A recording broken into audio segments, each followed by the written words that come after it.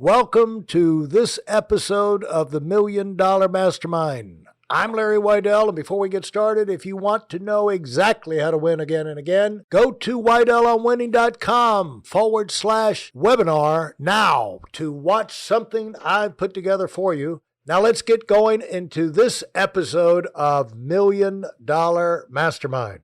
I am back with Jenny Goldfarb, and she is the owner, founder, creator of Unreal Deli. And so, Jenny, with Unreal Deli, how did, we finished talking the last episode about doing it step by step and working at it. And really that applies to kind of all steps of this thing, because that's what you went through in getting the taste of your first main thing really dialed in to where people would go, wow, not just like, that's okay, but where they go like, wow. And there probably were some stages there where you didn't get that wow reaction. Right. How did you interpret that? What was your brain, your eyes, you're reading their eyes and their reactions and things like that. Was your mind as soon as you saw their reaction, were you starting to think, I can improve that, I can make that better? Or would you wait and hear what kind of comments they had to say what triggered you, which direction to go in to make the improvement on the taste?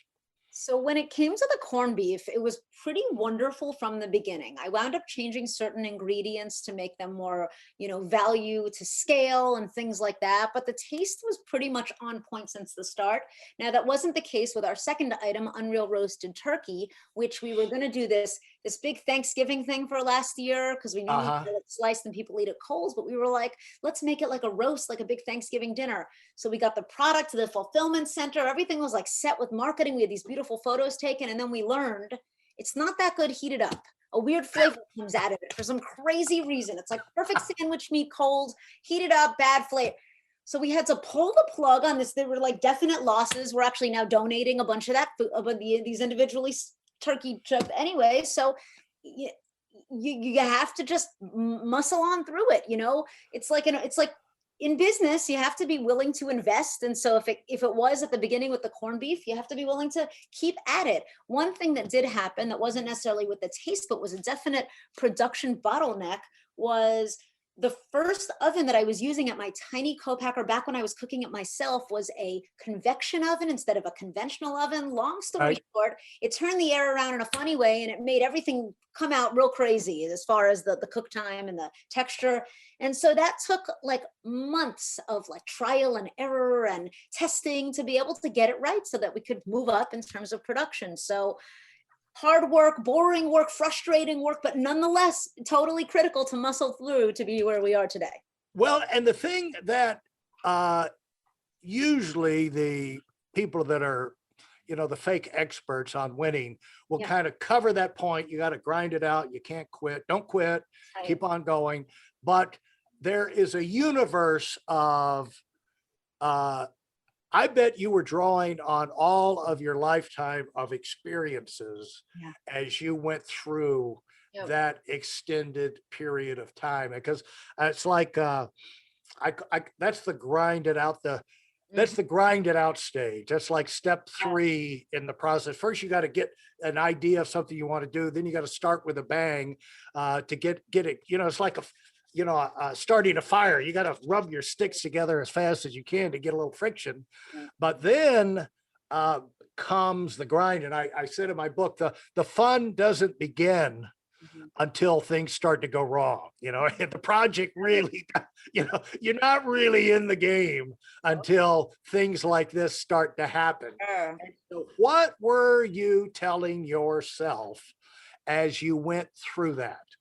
So it's interesting because we were talking about the grinds, and it just made me realize that my family observes Shabbat on Saturdays. We take a full day off from work. I don't sit in this chair. It's not that I won't look at an email, but I just do my absolute best to just be present and not thinking about work. And it was during this process that I like said to myself, all right, even though I could be thinking about 1,000 things, researching, actively cooking, I said, I'm taking this whole day off right at this time at the beginning of the business when we couldn't get the cook time right. And it was while I was just totally resting, that a thought came to me from another cookbook that I read that said, oh, when you use this type of product, you have to let it sleep in the fridge one night before you even taste it. Came Ah, to me. I was just, ah, passive. So there's this whole thing, like Kabbalah talks about it, but it's like in straight up science about the particle and the wave. So that there's like movement and like actual forward motion and talking and emails and testing. And then there's like this refrain. It can happen yeah, Shabbat, it happens at night, it happens when we dream, it could happen at any point. Take a walk in the yeah. middle of your day to where there's no active, it's just passive. And then things can come to you. It sounds like fantastical, but it's true. Well, I've found that, and I don't know if I've ever read it, but I've found that, when you have the difficult problem, Yeah. uh, I write things down, Mm.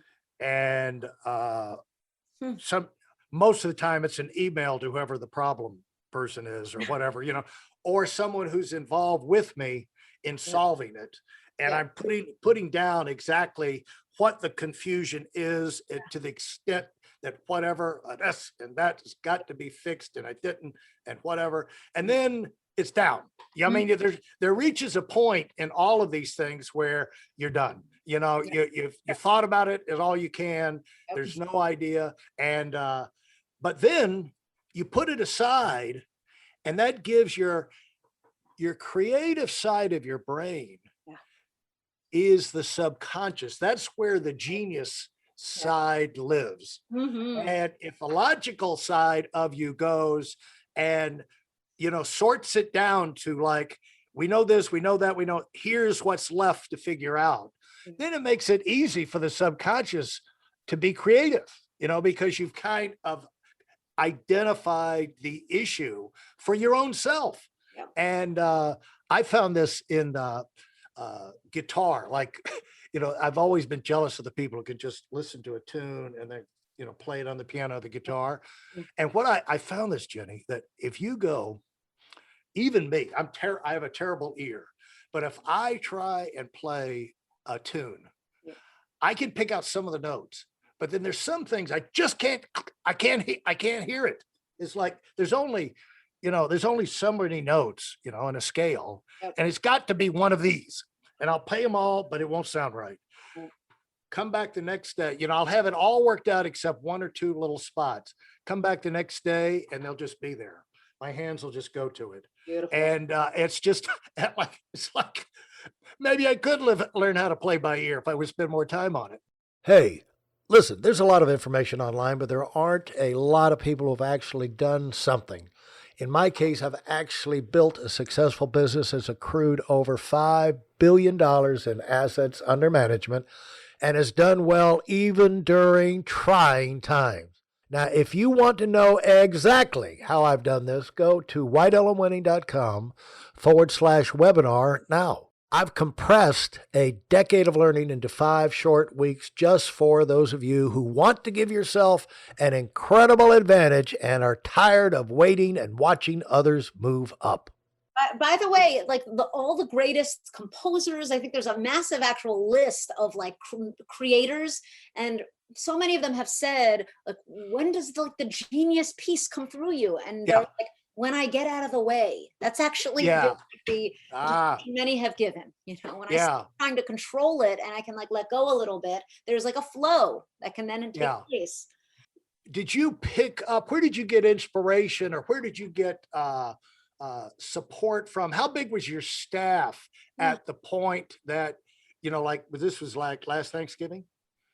Yeah, correct. Yeah. How big was your staff at that point? How much of a staff did you have? So And nobody? we were so small. So I mentioned that like my father, who's been like an amazing Right. source. So he's always been partly involved. And then it was like 2 weeks before Shark Tank airing that I brought on like my executive assistant who wears 17 hats also to Uh-huh. similarly. And so that was my first hire. Now we have 9 people in the company. Uh-huh. And then we have co-packing teams. So that's not including the people that make the food. Yeah. And that is very useful when it comes uh to coming up with ideas, because I found that, different eyes can see different things that are right in front of you. Sure. And how has that been Has that been a rewarding experience for you? A bit made the business.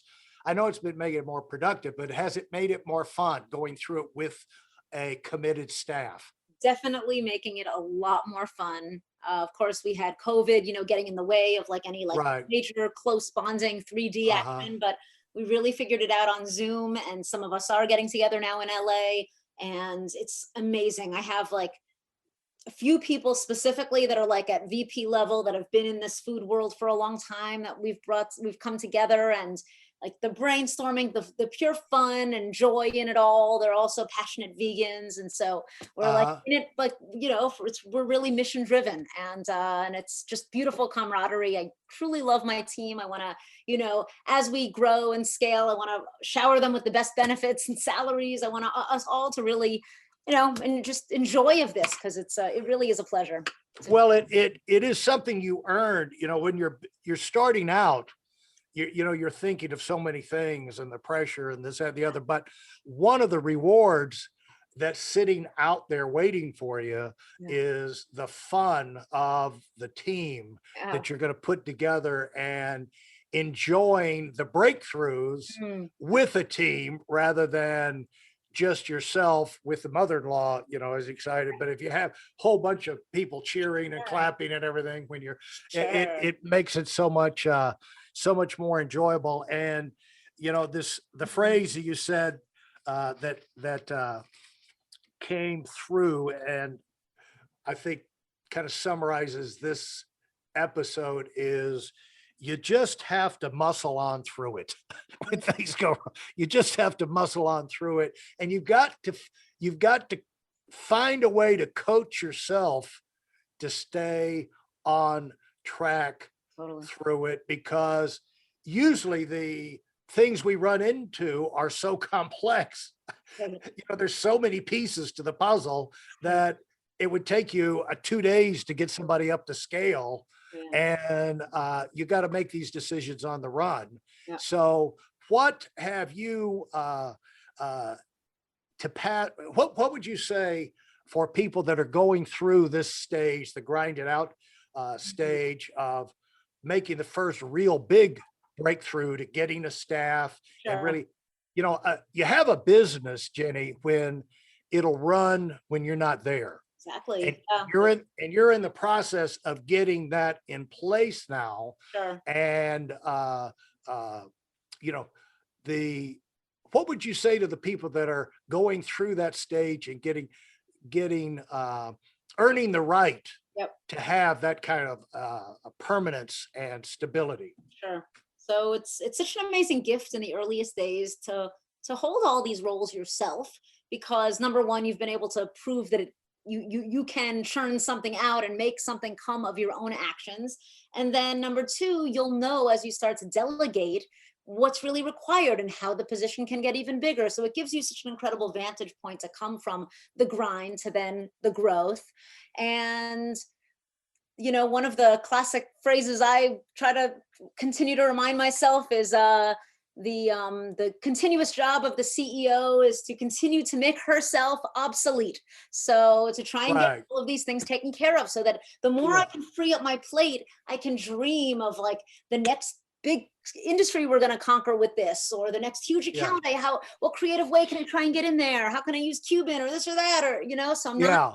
thinking in the small. I'm like able to like look at the very big vast picture, because if I can be in that state more hours of the day, I'll be like infinitely worthy to the whole company. So Yeah. yeah. Yeah. Because in essence, we only have 24 hours in the day, and you earn the right to move up to work on more powerful type things by duplicating yourself and getting people in place that you've trained to do the things that otherwise you'd be doing, Yep. and there would the day go, and so that's how you multiply your time and multiply your effectiveness. So thanks so much, Jenny. This has been Aw, absolutely fantastic. Look thank forward to next time. Yay, thank you.